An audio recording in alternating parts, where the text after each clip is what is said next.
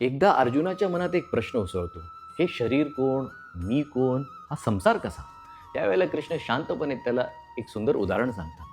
अर्जुना, धर्तीवर एक शेतकरी असतो, एक शेत असतं.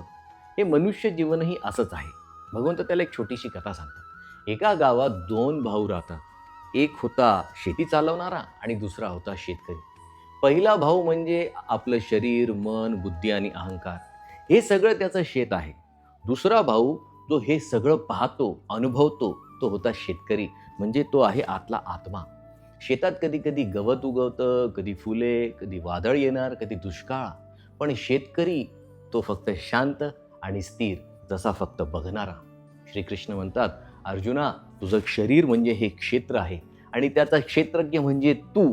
पण याचा खरा स्वामी आहे तो परमेश्वर, जो सर्वांच्या अंतरी बसलेला आहे.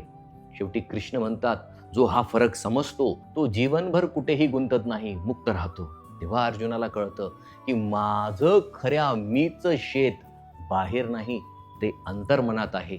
आणि ह्या अंतर्मनातल्या शेतात कसलं पीक घ्यायचंय, तर ते पीक आहे सुंदर सुंदर गुणांचं, जे माझं आणि कृष्णामधलं सुंदर संबंध बनवतील.